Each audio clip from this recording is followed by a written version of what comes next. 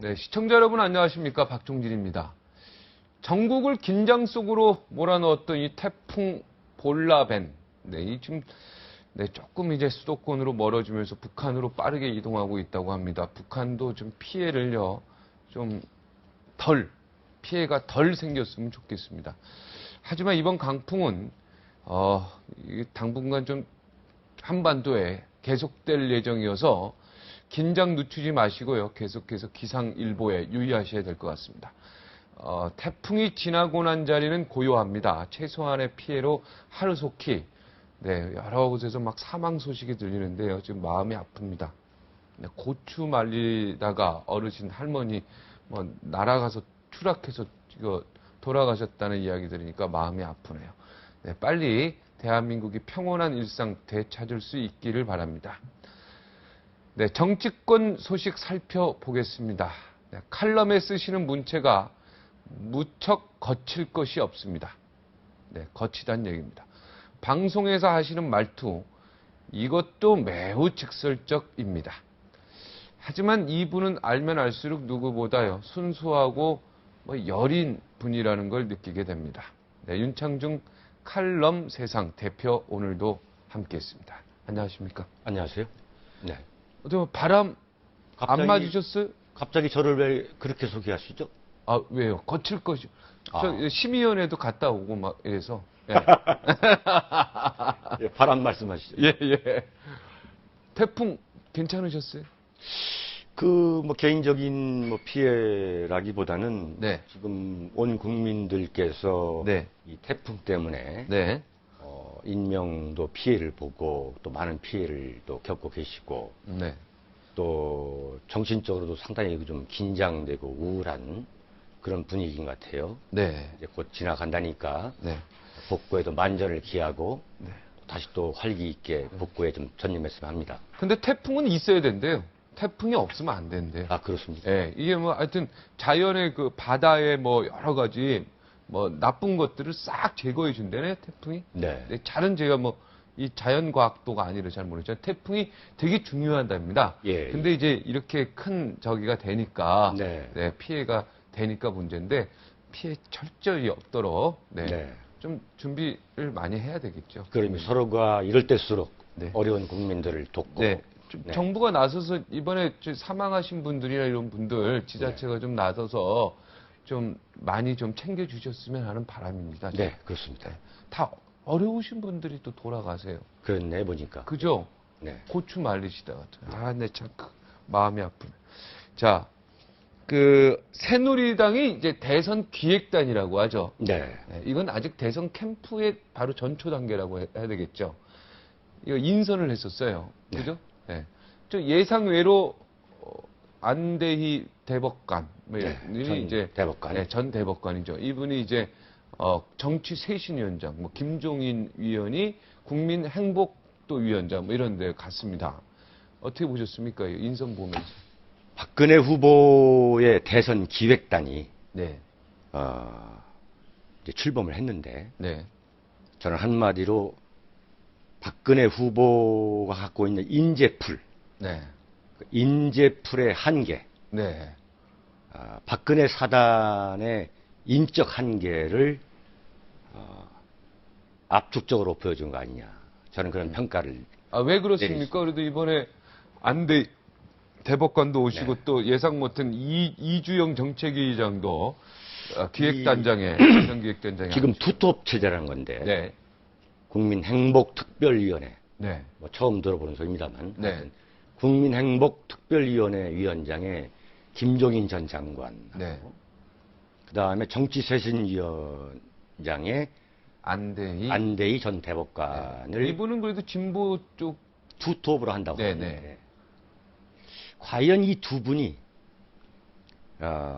보수 우파의 정통성을 대변하거나 대표할 수 있는 그런 상징적인 인물이냐 하는 문제에 대해서는 일단 회의적입니다.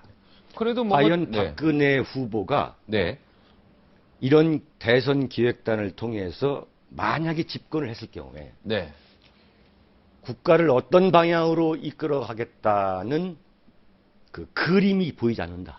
네. 제가 볼 때는. 네.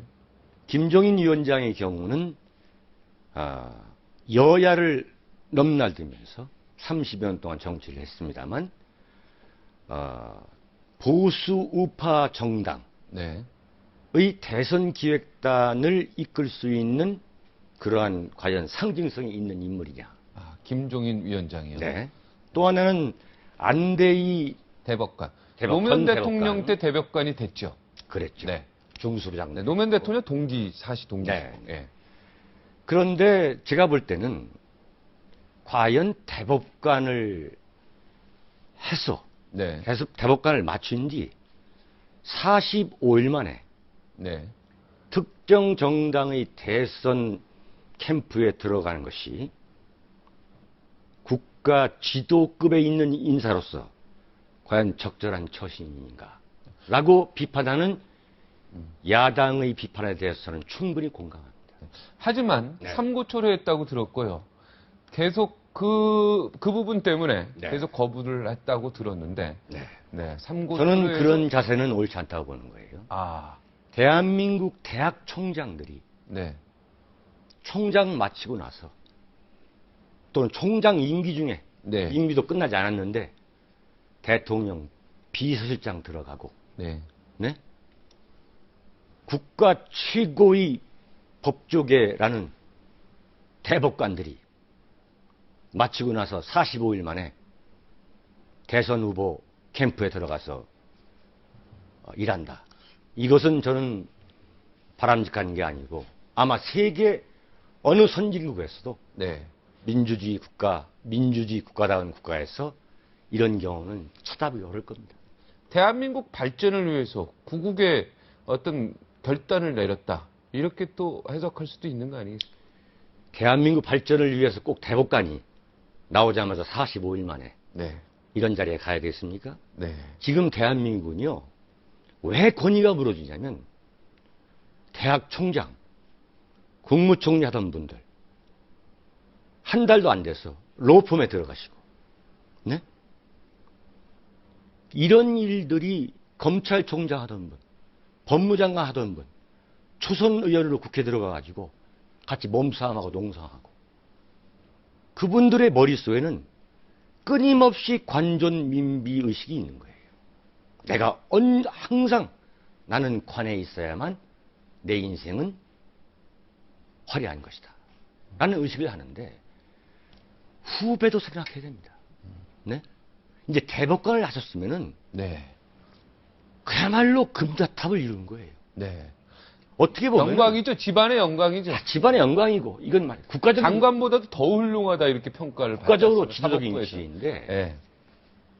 과연 이런 분을 정치 쇄신 위원장에 앉힌다는 게 무슨 의미가 있는가? 네? 과연 국민 화합의 의미가 있지 않겠습니까? 뭐 노무현 대통령 때 노무현 대통령하고 사시 동기고 그리고 네, 진보 성향의 대법관이었죠. 중수부장을 했고 예. 차떼기 당을 조사했던 검사였고 그죠 중수부장. 뭔가 의미가 있지 않습니까? 네. 저는 별로 의미가 없다고 보는 게 의미가 없습니까? 예. 저는 새누리당은 이런 걸 보면서 배알도 없는 정당이구나 생각이 들었어요. 우리를 조사한 뭐냐면 검사를 노무현 대통령이 대선 자금 수사를 할 때 이런 말씀을 하셨죠.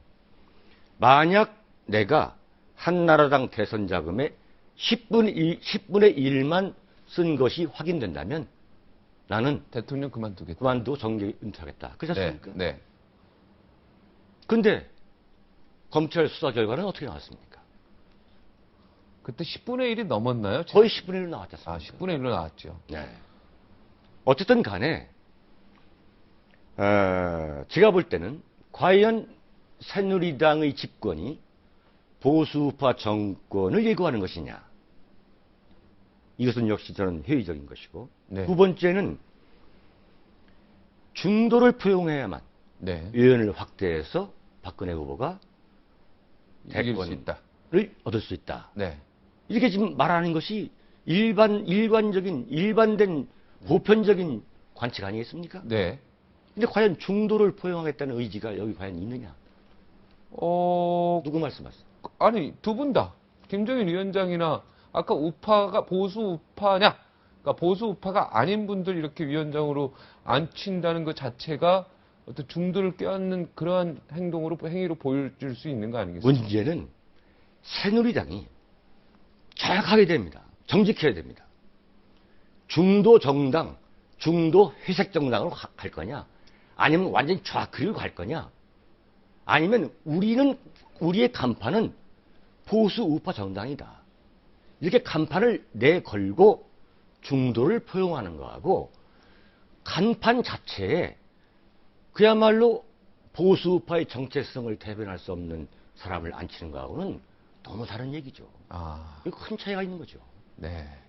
그러면서 저는 이번에 박근혜 후보, 대선 후보의 비서실장에 네. 최경환 의원을 네. 앉혔죠. 네. 대부분 왕실장이라는 말이 나오지 않습니까? 네. 그리고 부실장에는 비서실장 하던 이학재 의원을 부실장으로 앉혔습니까? 네. 최경환 의원도 본인도 후보 비서실장은 원하지 않았던 걸로 제가 알고 있는데요. 하여튼 원했던 안 했던 간에 네. 비서실장을 누가 앉히느냐라는 것은 정말 박근혜 후보가 말하는 통합의 정치를 할 수 있느냐 없느냐는 관건인 거예요. 왜냐하면 네. 사실 비서실이라는 것은 그 대선 기획단을 이끌어가고 있는 권력의 중추 아닙니까? 중요한 겁니까? 네? 대선 기획단장 이런 게 더 중요한 거 아닙니까? 네. 안방이죠. 네. 안방. 대선 기획단장 이런 게 훨씬 더 중요한 거 아닙니까? 여기서 정치 현실상 네. 최고 권력자로부터 누가 지근거리에 있느냐. 이것이 바로 권력의 바로미터 아니겠어요? 그래서 후보 비서실장이 가장 가까운 거리에 있는 걸로 그런 거죠. 가장 그래서 파워풀하다. 네. 근데 본인은 고사도 하시고 네. 비서를 한 번도 안 해보셔가지고 이 부분에 대해서 좀 제자리가 아닌 것 같다. 이렇게 고사한 걸로 제가 듣고 있었는데. 네. 어쨌든 간에 네. 제가 볼 때는 그렇습니다. 그래서 지금 대선 기획단을 여기서 멈추고 사실상 골격은 친박으로 하면서 네. 그 간판 스타들을 보수파의 정통성을 대변할 수 없는 네. 상징할 수 없는 인물로 한 것에서 멈춘다면은 네.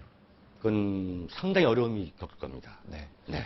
하여튼 인사가 만사인데요. 네. 그죠? 이번 인사도 그래도 박근혜 후보가 고민을 한 흔적은 제가 역력히 보이던데요. 기자로서 볼 때. 고민한 흔적은 보이죠? 아닙니까? 그래서 고민한 흔적은 전 별로 별로 못 봤습니까? 네. 그럼 이제 처음 오늘 시작을 아무래도 네. 새누리당 인사 부분을 아주 예. 세게 지금 조지면서 갔으니까. 자, 이제 민주당이 지금 그 라디오 21이라는 게 뭡니까? 들어보지 전 잘 몰라서 그래요. 그러세요? 네. 지금 사건의 얼기가 이렇죠. 네. 라디오 21이라는 인터넷 방송의 대표를 했던 네. 그 양경숙 씨라는 여성분한테 네. 민주당 비례대표를 희망하는 세 사람이 네. 32억 8천만 원을 가져다 주었다. 네. 이거란 말이에요. 예. 원래는 47억이었는데. 네. 근데 과연 인터넷 라디오 방송의 대표를 했던 여자한테 네. 이분들이 비례대표를 하겠다는 이분들이 과연 32억 8천만 원을 왜 가져다 주었을 것인가. 네. 이게 바로 공천 헌금이 아니냐. 예. 이런 거 아니겠어요? 근데 좀 네. 투자를 받았다는 거 아닙니까? 양경숙 대표는 네. 이 돈을 투자 받은 거다. 이렇게 좀 주장하는 거 아니겠습니까? 투자 받았다는 얘기가 바로 이제 그 얘기를 말씀을 드릴게요. 네. 라디오 21이 과연 뭐냐는 걸 잘 아셔야 되는데 네.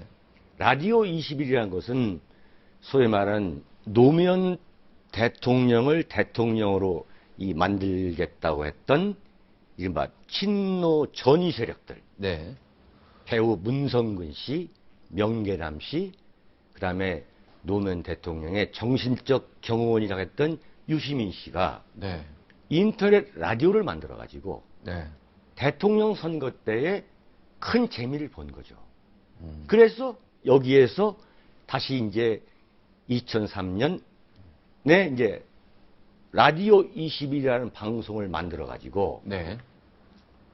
노무현 대통령 탄핵 때에 그 탄핵을 반대하는 시위를 생중계하고, 네? 네. 그 다음에 쇠고기 광화문 그 시위 때에 그걸 생중계하고 등의 그 아주 친노 세력의 전위적인 홍보 조직이었죠. 네. 그건 틀림없는 거죠. 네. 뭐 친노 성향이 아니라 아주 대놓고 친노 노무현 대통령의 홍보 전위 조직을 해왔던 조직이었다는 아니, 거죠. 그 친노든 뭐 친박이든 간에 네. 어차피 회사를 만들어서 거기에 투자를 17억, 18억 받았다면은 그건 문제될 건 자, 없죠. 그런데 네.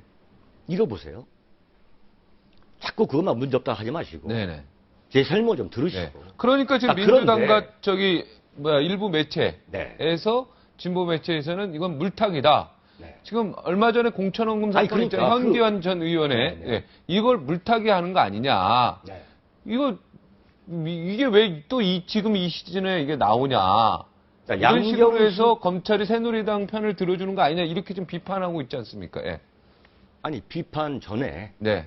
양경숙 그 전 라디오 20일 돈을 네. 받은 분, 네. 32억 8천을 받은 분하고 그다음에 돈을 가져다 주었다는 회계사 대표, 세무대표. 예, 그쵸, 회계법인 대표, 네. 그다음에 사업하는 분, 네. 그다음에 강서구에서 산하단체. 산하기장 하시는 분, 네. 요 세 분, 네 분이 네. 오늘 새벽에 구속이 됐어요. 네. 구속됐습니다. 검찰이 신청한 구속 영장을 법원이 발부를 했어요. 판사가 허락한 거죠. 네. 허락한 거죠. 네. 그러면 우리는 여기에서 이걸 단순히 라디오 21에 32억 8천만 원이라는 엄청난 돈을 투자한 것으로 봐야 되겠습니까? 네. 그럼 법원이 그걸 몰랐을까요? 네. 자, 결국은 밝혀지겠죠. 네. 밝혀지겠는데, 자, 이렇게 보고 싶어요. 이것을 이제 소위 말하는 새누리당의 비례대표 공천, 현기환 전 의원과 네. 현영희 의원에 대한 조사를 이거를 물타기 하는 거 아니냐. 네, 이렇게 비판하죠. 또 대선을 앞두고 또 야당을 죽이기 위한 또 이른바 정치 기획수사. 기획수사 아니냐 네. 이렇게 하는데, 자, 좋아요. 네. 물타기 수사를 합시다. 네. 네? 기획수사라고 합시다. 기획수사를 합시다. 네.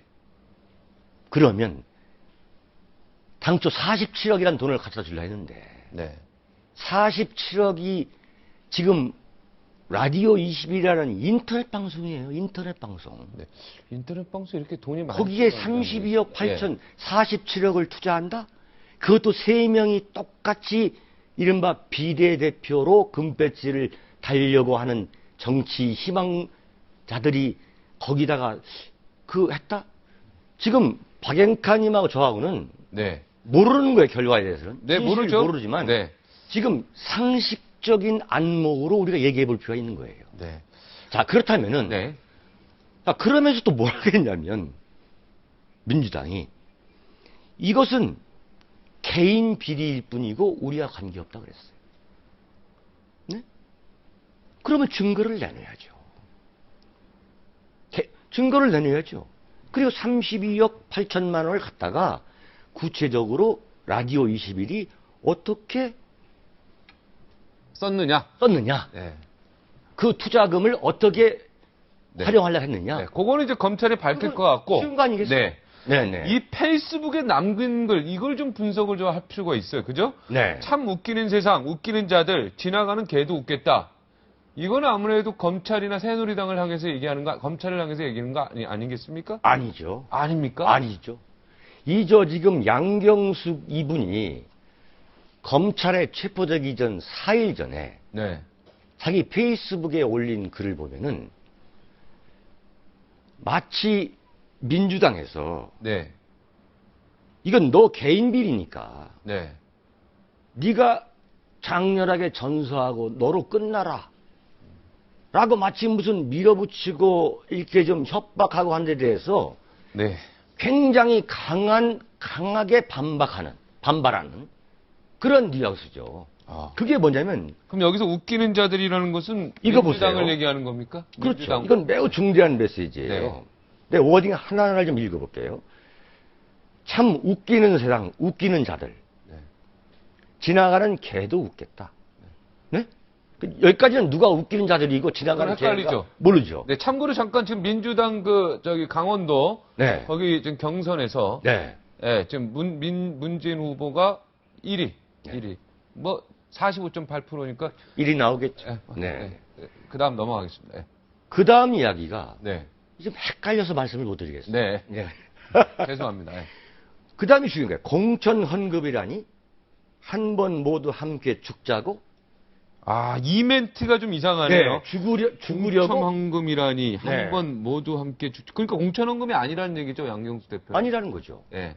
그럼 뭡니까? 공천헌금이 아니고 뭡니까? 이게 보면은 그러면 양경숙 씨한테 간 그 32억 8천만 원에 과연 종착역이 어디냐? 그게 중요하죠, 지금. 이게 소위 말하는 그 후원금 500만 원씩을 갖다 준 문성근이냐? 네. 박지원 대표냐? 네. 아니면 또 다른 제3의 인물이냐라는 게 지금 관심 아니겠어요? 네. 자, 죽으려고 네. 모두 함께 죽자고 죽으려고 청소하는 날이 되려나? 야, 이게 그렇죠. 엄청 무서운 얘기입니다, 이거. 이것은 오히려 양경숙 씨가 민주당을 향해서 뭔가 지금 협박한다는 뉘앙스. 네. 근데 이 입 주위가 많이 좀 다치신 것 같은데. 네. 왜 그러면서 뭐라고 얘기냐면 그 다음 이야기가 아주 재미있습니다. 이게 검찰을 향한 협박이 아니라 네. 민주당이나 무슨 다른 친노 세력이나 그걸 모르겠으나 네. 구체적인 설명을 얘기했어요. 성을 얘기했어요. 박. 최. 박 씨가 누구죠? 최. 네, 그건 모르죠. 박 씨가 많으니까. 최 씨도 많죠. 최 씨도 많고. 네. 김 씨. 김 씨는 더 많죠. 임 씨. 임 씨는 적은데. 유 씨. 유 씨는 더 적죠. 그리고 블라블라들 자신들의 무덤인 줄 모르고 이게 마치 고구마 줄기 뽑아내듯이 여차하면 무슨 불어버리겠다는 듯한. 그럼 박채, 김, 임, 유 이게 지금 민주당의 의원들을 지칭하는 겁니까? 모르겠습니다만. 아, 그건 모르겠습니다. 모르겠으면 검사 이름을 댄 건 아니지 않습니까? 예. 그렇죠? 또는 검찰청 수사관 이름을 댄 건 아니라고 보여지죠. 블라블라 이거 뭡니까? 야, 등등등 이런 뜻이죠. 뭐 그런 이야기겠죠. 예, 자신들의 점점점. 무덤인 줄 모르고 네. 이제 다 불겠다 이런 뜻입니까? 그렇죠. 그런 거 아, 이게 앞으로 이게 사건이 커지겠습니다, 이게 그러면. 커지죠. 아, 그래서 이게 지금 민주당을만을 공격하는 게 아니라 네. 우리가 갖고 있는 지금 비례대표 전반의 문제에 대해서 심각한 검토를 해야 된다는 거예요. 그 여야가 지금 저도 뭐 그것 비례대표 공천헌금 지금 여당도 문제가 돼 있는 거고 이번에 또 야당도 하여튼 뭐 공천헌금이 아니다 말은 많지만 하여튼 여기도 연결이 돼 있고 계속 말이 나오고 또 있고. 있죠. 통합진보당의 이석기, 김진. 네, 거기도 그 그것도 비례대표 문제가 있어요. 경선 부정이죠. 예. 이거 비례대표의 온갖 하여튼 여기도 문제가 엄청 많아요. 이것도 네. 정리를 좀 여야가 머리를 맞대고 그죠? 비례대표를 어떻게 개혁할 것인가? 이 부분을 좀 고민해 봐야 돼요. 원래 비례대표라는 것은 지역에서 의원들을 뽑다 보면은 네. 이 소위 말하는 전문성의 문제가 있다. 네. 그래서 이 전문성을 보완하자라는 게 비례대표 그렇죠. 제도를 도입한 가장 큰 목적인데 네. 지금 보면은 사실상 최고 권력자의 측근이라던가 네. 또는 이런 돈 갖다 준 식으로 사람들. 뭐 돈을 갖다 줬다던가 네. 또는 비례대표 경선을 조작하고 네. 사기를 치고 네. 이래서 순서를 바꾼다던가 네. 이럴 바에는 구체적으로 지금 뭔 말이죠? 네. 새누리당, 민주당, 그다음에 진보당 지금 비례대표 명단을 놓고 보면은 네. 이게 전문성을 과연 반영하고 있느냐? 네. 일부는 반영했었어요. 일부는 일부지만 네. 전문성을 강화한다는 당초 취지를 송두리째 지금 네? 근데 옛날에는 무너뜨리는 비례대표 거예요. 액수가 보통 뭐 30억이다, 50억이다 소문이 그랬었죠, 옛날에는.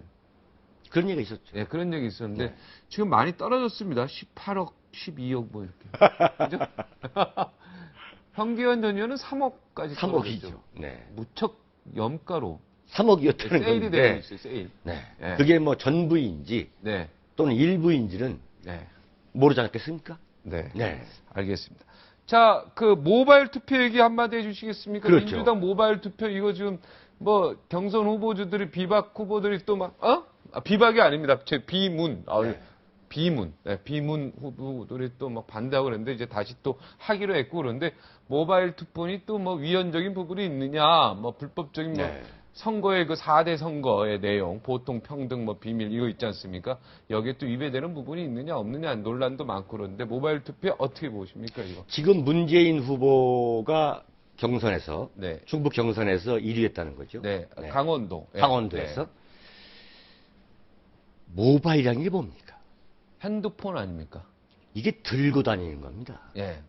그런데 완전 국민 경선제를 한다면서 이거 오로지 국민들의 관심을 끌겠다는 이른바 흥행을 노린 거 아니겠어요? 네. 그래가지고 선거인단을 모집할 때부터 이게 좀 말이 굉장히 많았던 거 아니겠습니까? 네. 어떻게 일국에 대통령 후보를 뽑는 것을 어떻게 핸드폰을 뽑습니까? 거기 들어가 보셨습니까? 저는 안 해봤습니다. 지금 스마트폰에 들어가면은 네. 뭘 클릭하시오 나옵니다. 저는 이것은 기본적으로 문자하고 우리는 전화만 하죠. 문자하고 전화 정도 하고. 이건 투표라는 민주주의의 절차 문제를 아주 희화화하는 거예요. 만약에 새누리당이 완전 국민 경선제를 했다면 또 이른바 스마트폰, 모바일 투표를 했을 텐데 더 정말로 참 실수를 금할 수 없는 게 네. 민주당 대선 후보 4사람이 합의를 한 거 아닙니까? 네. ARS 투표를 이렇게 하자. 네. 방식을 했죠. 분명히 합의했잖아요. 네, 합의했죠. 그런데 왜 합의했겠습니까? 당내에서는 문재인 후보가 이른바 친노 세력을 거의 장악하고 있지만 우리가 모바일 투표에서는 역전시킬 수 있다. 역전시킬 수 있다. 네. 이변을 일으킬 수 있다. 네. 막상 해보니까 이변이 안 나온 거 아니에요. 네. 그게 뭐 이렇게 그랬더니 네, 문제가 있었죠. 네, 문재인 후보 아닌 이른바 손학규, 김두관, 정세인 후보 쪽에서 이것은 ARS 투표 방식에서 묻는 게 잠대거다. 네. 문재인 후보가 4번인데 네. 그 전에 정세균, 김두관, 손학규를 찍고서 끄는 사람이 더 많기 때문에 네. 이건 불리한 것이다. 무효한 것이다. 무효다. 네, 그럴 수 있죠. 어떻게 그럴 수가 있습니까? 아, 그럴 수 없습니까? 그래서 경선을 이제 보이콧한 거죠. 네. 570 몇 명인가 사실상 그게 숫자가 나왔던데. 무효표가 599표밖에 안 나온 거 아닙니까? 네. 네? 네. 그러면 처음부터 경선 룰을 만들 때 이렇게 하면은 우리는 경선을 보이콧하겠다. 그때 그 소리를 했어야지. 네. 이미 투표를 다 한 상태에서 이것은 문재인 후보한테 불공정하다 하는 거. 민주주의란 건 말이죠. 네. 승자 독식주의, 네. 승자 만능주의, 승리 만능주의. 이른바 승자가 모든 걸 독식하는 거. 일방통행하는 것도 문제지만 지금 제가 보는 대한민국의 민주주의의 굉장히 중요한 문제점 하나가 뭐냐면 이른바 약자의 억지입니다. 네? 약자의 원칙.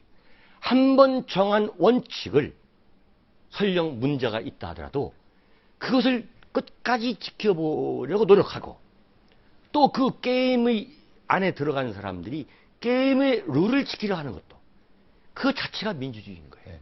그래도 이제 약자니까 약자의 억지라고 했지만 측은지심이 갈 수 있잖아요. 강자 입장에서. 약자를 좀 품을 수도 있는 거 아닙니까? 넓은 마음으로. 약자를 품는 문제와 네. 예컨대 승자가 약자를 품는 그 통합의 문제와 네. 약자가 네. 서로 정한 원칙과 룰을 그게 잘못됐다라고 해서 나중에 트집을 잡는 거. 네. 자, 그건 이렇게, 잘못됐죠. 이렇게 됨으로써 네. 지금 민주당 경선은 이건 굉장히 김 빠진 뭐가 돼버린 거예요. 빠진 맥주 된 겁니다. 맥주인지 막걸리인지 모르겠습니다만 네, 네. 이게 된 거예요. 바꿔 말하면 지금 말이죠. 민주당 대선 후보가 지금 계속 이렇게 간다면 민주당이 대선 후보를 자체 대선 후보를 내놓는다 그래서 과연 무슨 감동이 있겠어요? 지금 안철수 원장만 자꾸 좋아지는 분위기예요. 바꿔 말하면 안철수 교수의 들러리 운명으로 되고 있는 게 지금 민주당이 되고 있는 거예요. 네. 명색이 대한민국 제1야당이라는 민주당이 네. 자기 후보도 하나 내지 못하고 있는 거예요, 지금. 네. 여기까지 듣겠습니다. 참 통탄할 일입니다. 네. 네. 30초 더 드릴까요? 결론? 오늘 결론 없죠? 결론은 네. 민주당이 네. 지금부터라도 네. 정말 제1야당으로서 네. 정도를 걸었으면 좋겠어요. 정도를 걸라. 네. 네. 원래 야당 지지하셨죠? 아닙니까? 예. 야당도 지지하고 그랬죠. 네. 지지하셨죠. 네. 그건 또 왜 물어보십니까? 아니, 갑자기 구상유치가 유진산 선생이고요. 예. 입에서 냄새 난다. 젖들이 난다. 예. 예. 아, 더 이상 그 얘기 하시면 안 돼요. 아, 그렇습니까? 예. 네. 예. 예. 하여튼, 여기서 마치도록 하겠습니다. 감사합니다. 네, 감사합니다. 네. 그건 유진선 선생의 워딩을 얘기하신 거예요. 네. 하여튼, 예. 태풍 피해 복구에 네. 모든 노력을 좀 모았으면 좋겠습니다. 네. 고맙습니다. 감사합니다. 18대 총선 앞두고요. 새누리당에 몰아친 공천 학살에 밀려서 잠시 당을 떠나 있기도 했습니다. 하지만 친박연대 소속으로 당당히 당선돼서 당으로 복귀했습니다. 그야말로 친박. 네.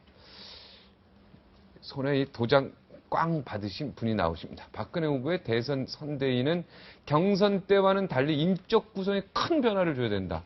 네, 어저께 인사가 있었는데 어떤 생각을 하고 계시는지 이 발언을 한 분입니다. 네, 대선 캠프 인선에 대해서 어떻게 보고 계신지 직접 이야기 나눠보겠습니다. 네, 유기준, 네, 새누리당 최고위원 58초 후에 만나 뵙겠습니다.